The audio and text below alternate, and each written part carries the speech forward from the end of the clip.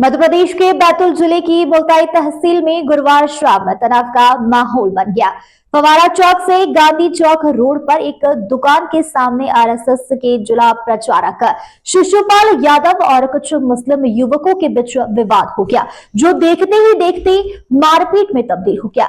अचानक हुए विवाद के बाद नगर में अफरा तफरी मच गई और हिंदू संगठन के कार्यकर्ताओं ने मौके पर चक्का जाम कर दिया।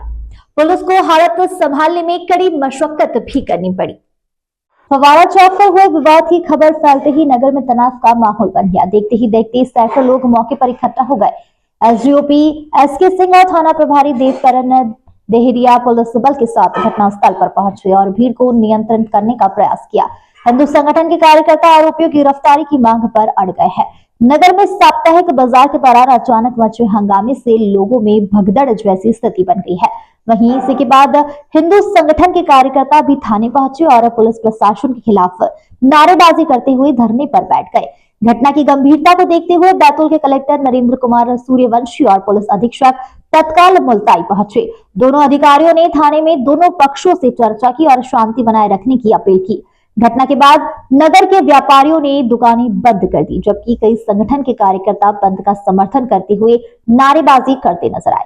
घटना की जानकारी मिलते ही प्रशासन और पुलिस मौके पर पहुंच गई। दोनों पक्षों से बातचीत की गई और वर्तमान में स्थिति नियंत्रण में है।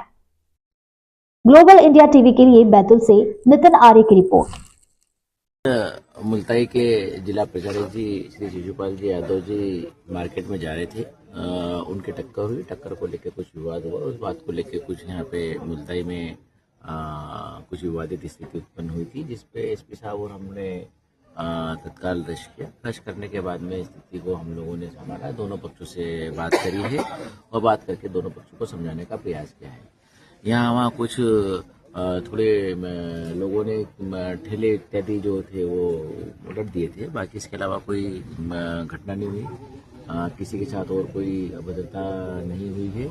कोई अन्य अप्रिय स्थिति निर्मित नहीं हुई। लेकिन चूंकि इसमें थोड़ा लेप्स पाया गया था, तो एसपी साहब ने जो यहाँ के टीआई है उनको अटैच किया है और साथ में एक जो दो व्यक्ति को उन्होंने सस्पेंड भी किया है। सर, इस तरह की अफवाह थी कि कोई सांप्रदायिक स्थिति बन रही, क्या ऐसे कोई हालात बने? देखिए, ऐसा बिल्कुल भी नहीं है। ये इसको हम एक सांप्रदायिक रूप नहीं बोल सकते हैं। घटना थी, निश्चित रूप से हर व्यक्ति सम्माननीय है और उस कारण से जो जिला प्रचारक जी थे उनके साथ में जो अशिष्टता हुई थी या जो उनके साथ में जो घटना घटी थी वो निंदनीय है और इसके लिए हम लोगों ने 5 लोगों की एसपी साहब ने गिरफ्तारी भी करी है और भी जो लोग आएंगे हम उनके विरुद्ध भी करेंगे। इसके अलावा कानून व्यवस्था क्षेत्र की सामान्य बने रहे। ऐसी स्थिति में जो भी व्यक्ति